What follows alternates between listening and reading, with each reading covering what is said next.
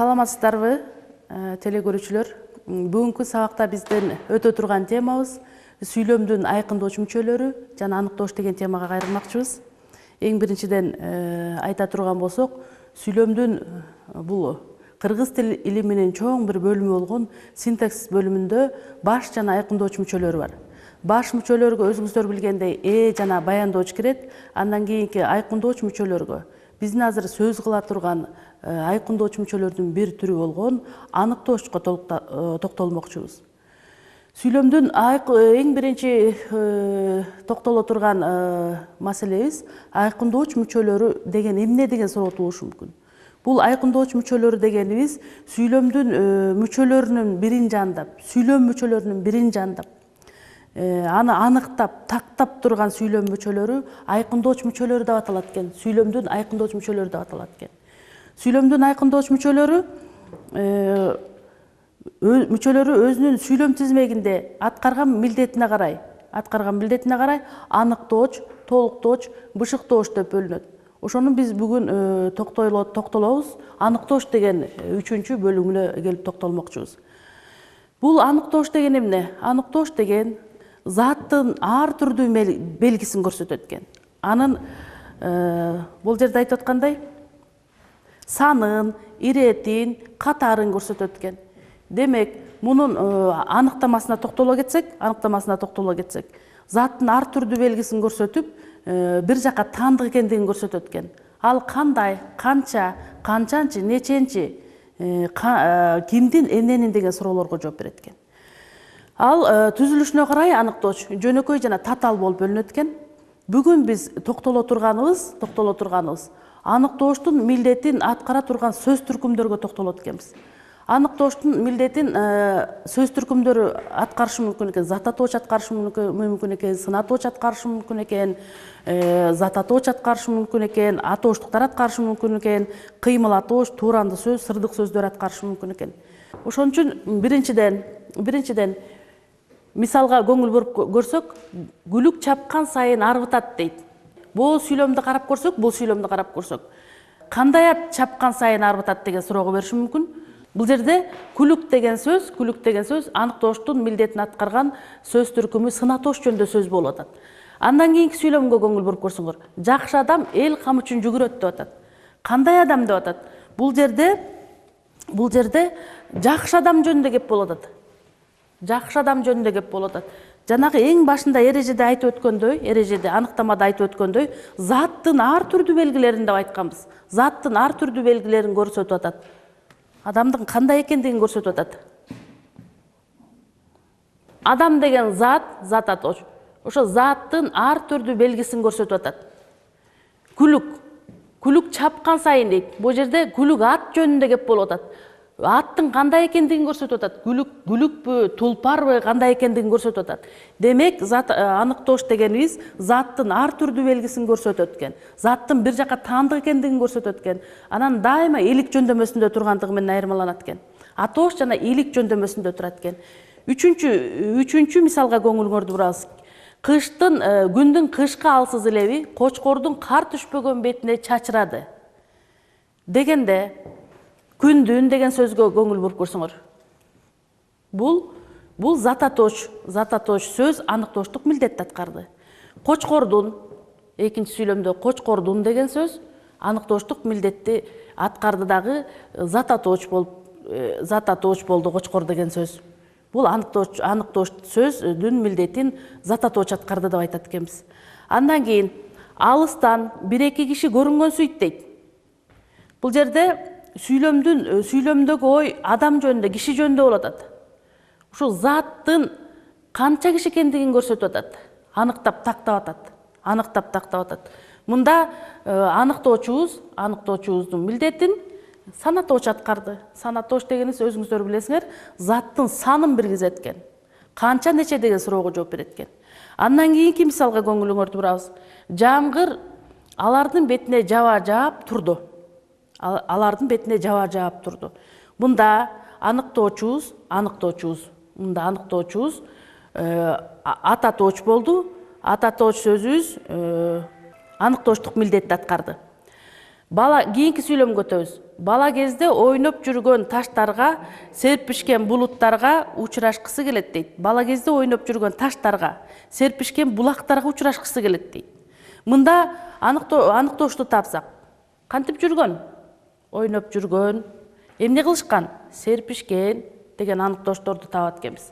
Аныктоошторду тап, мунун кайсы сөз түркүмүнөн турду дейт десек, кайсы сөз түркүмүнөн десек, атооштуктардан турду дейт экенбиз.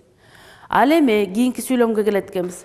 Кийинки сүйлөмгө келгенде, мен ага Москвага баруунун жолун айттым дейт. Москвага баруунун. Мында кыймыл атооштон, аныктоочубуз кыймыл атооштон турду. Шылдыр суу анын кулагына жакшы кулду дейт кийинки сүйлөмүбүз. Кандай суу дейт? Бул тууранды сөз, бул аныктооштун милдетин тууранды сөз аткарды. Тууранды сөз дегенибиз сөз түркүмүнүн дагы бир бөлүмү болгон тууранды сөз, бул аныктоошту тууранды сөздөр түздү. Баракелденин баары жакшы дейт, кокуйдун түйү жаман дейт. Бул сүйлөмдө аныктооштук милдетти сырдык сөз түздү, сырдык сөз. Кокуйдун, анан баракелденин деген сөз. Демек, бул мисалдардан мынтип жыйынтык чыгарсак болот экен.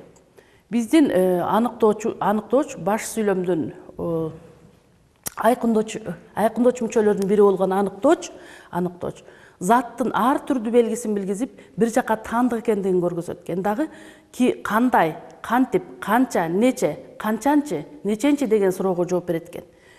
Жана ар кандай сөз түркүмдөрү бул аныктооштук милдетти аткарат экен. Биз жогоруда бул мисалдарды келтирип өттүк. Ал сын атооч болушу мүмкүн экен, ал зат атооч болушу мүмкүн экен, ал сан атооч болушу мүмкүн экен, ал ат атооч болушу мүмкүн экен, атооштук болушу мүмкүн экен, кыймыл атооч, тууранды сөз, сырдык сөз болушу мүмкүн экен.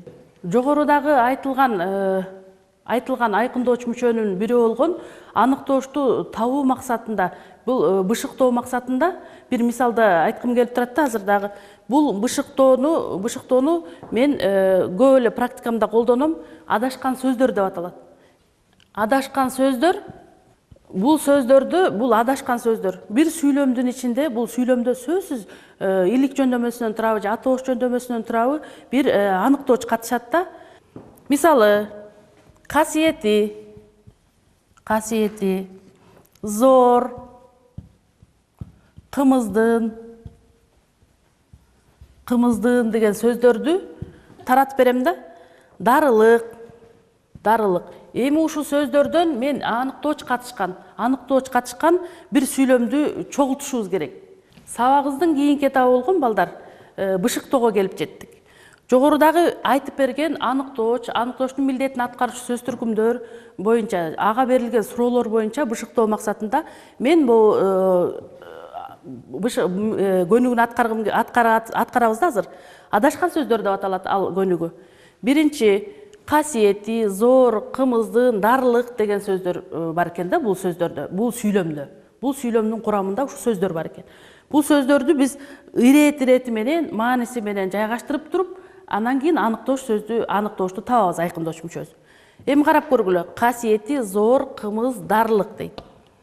Эмне жөнүндө сөз болуп атат? Негизи ар бир сөздөр жөнүндө кеп болгондо, ар бир сөздүн лексикалык, анан грамматикалык мааниси болот экен балдар. Ошону эсиңерге алгыла да. Лексикалык маани болгондо, ар бир заттын өзүнүн кет башына тиешелүү болгон мүнөздүү белги болот. Мисалы, ар кандай доска дей турган болсок, доска бул жаза турган окуу куралы, бул маркерлер болсо жаза турган окуу куралы, бул анын лексикалык мааниси болот экен. Ал эми грамматикалык мааниси болгондо, ушул эле доска болгондо, досканын өзүнүн грамматикалык түзүлүшү бар да. Муну биз изилдейт экенбиз. Бул кайсы сөз түркүмүнөн турду доска деген сөз? Кайсы жөндөмөсүнөн турду?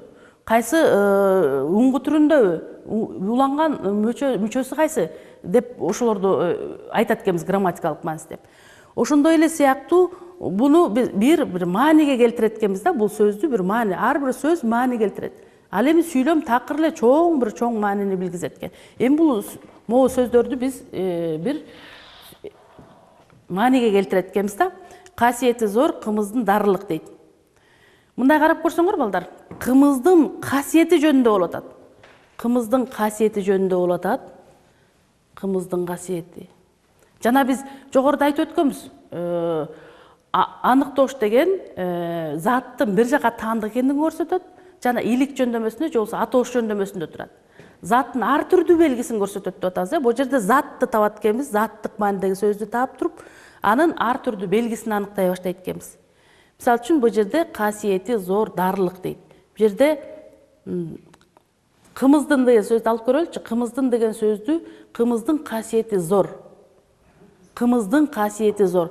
Демек, минтип жазат экенбиз балдар. Кымыздын касиети экен, кымыздын касиети, кымыздын. Анткени азыр карайбыз. Кымыздын зор дарылык касиети бар десек болот экен. Бар десек болот экен. Демек, касиети бар. Бул жерден биз аныктоочту табабыз жанагыдай эле. Кымыздын деген илик жөндөмөсүндө турду. Заттын ар түрдүү белгисин билгизди. Бир жака таандык экендигин көрсөттү. Кымыздын дарылык касиети бар экендигин көрсөттү. Демек, адашкан сөздөр аркылуу биз аныктооч сөздү таап алдык экен. Чогултуп туруп, мааниге келтирип, аныктоочту таап алдык. Дагы бир экинчи мисал келтирсек болот экен дагы. Мындай деген сөздү мындай оозекил угуп койсок болот экен да балдар. Алдырат, жаман, жого, жолдош, калтырат, доого, жаман сөз дейт. Бул татаал сөз экен. Силерге оңой болсун үчүн мен мынтип эле айтып коеюн. Жаман жолдош жоого алдырат, жаман сөз доого калтырат дейт. Жаман сөз доого калтырат дейт. Бул ушундай эле ыкма менен бир чогултуп алып, бир маани берген сөз кылып, бир татаал сөз кылып алсак болот экен. Эми дагы бир айтып кетчү нерсе балдар. Бул аныктооштагы кандай деген суроого жооп берет? Бышыктооч дегенде кандай деген суроого жооп берет? Балдар, буга көңүл бурсаңыздар, кандай, кайсы деген суроолорго жооп берет деп айтпадыкпы аныктоочту? Шаарда бийик үйлөр салынды десек болот экен. Шаарда бийик үйлөр салынды. Экинчи, бийик тоого чыгам. Бир учуру бар да балдар, көңүл бурчу. Бийик үйлөр. Мына бул үйлөр деген зат атооч, заттын ар түрдүү белгисин билгизип атат, деп биз бийик үйлөрдү биз аныктооч кылабыз. Ал эми самолет бийик учту. Бул жерде да бийик деген сөз бар. Бул жерде дагы бийик деген сөз бар. Бийик деген сөз бар да. Эми бул жерде кайсы бир жеринде аныктооч болушу мүмкүн, кайсы бир жеринде бышыктооч болуп калышы мүмкүн да. Эми биз ушуну аныкташыбыз керек балдар. Бунда да кандай деген суроого жооп берди, мында да кандай деген суроого жооп берди. Бирок түзүлүшү боюнча бул жерде бул биринчи мисалда шаарда бийик үйлөр салынды десек, анын жана бир жака таандык экен деп атпайбызбы? Бийик эмне болгон үйлөр? Үйлөр жөнүндө кеп болуп атат. Ушул заттык маанидеги сөз, бул бийик деген сөздү жандап, мунун аныктоочу экендигин далилдеди. Ал эми бийик учту дей турган болсок, бул бийик дегенди жандаган сөз, кыймыл аракет болуп атат. Бул кыймыл аракет болуп атат. Демек, биз мындай жыйынтык чыгарат экенбиз балдар. Аныктооч деген жана биринчи эрежесин айтканда эле ошого токтолгонбуз. Үйлөр деген сөз бул заттык маанидеги сөз болду. Аныктооч деген ошо заттын ар түрдүү белгисин, бир жака таандык экендигин, кандай, кайсы деген суроого жооп берет деп айтканбыз. Ал эми бул учурда бул жандаган сөзүбүз кыймыл аракет болду дагы, бул бийик деген сөз аныктооч болгон жок. Себеби бул бышыктооч болду. Анткени экөө тең бийик кандай деген суроого жооп берип атпайбы? Бирдей суроого жооп берип атат деген суроо туулушу мүмкүн. Анткени себеби бул жандаган сөздөрүбүз бирөөндө заттык маанидеги сөз болгондуктан, экинчисинде кыймыл аракет болгондуктан бул эки башка айкындооч мүчөсүнүн эки башка түрү болуп калды. Бирөөндө аныктооч болду, экинчисинде бышыктооч болду. Бышыктооч кыймыл аракеттин ар түрдүү белгисин билгизет экен дагы, аныктооч болсо заттын ар түрдүү белгисин билгизет экен. Ушуну менен сүйлөмдүн айкындооч мүчөсү жана аныктооч деген темадагы сабагыбыздын соңуна чыгабыз. Кийинки жолугушка чейин саламатта болуңуздар.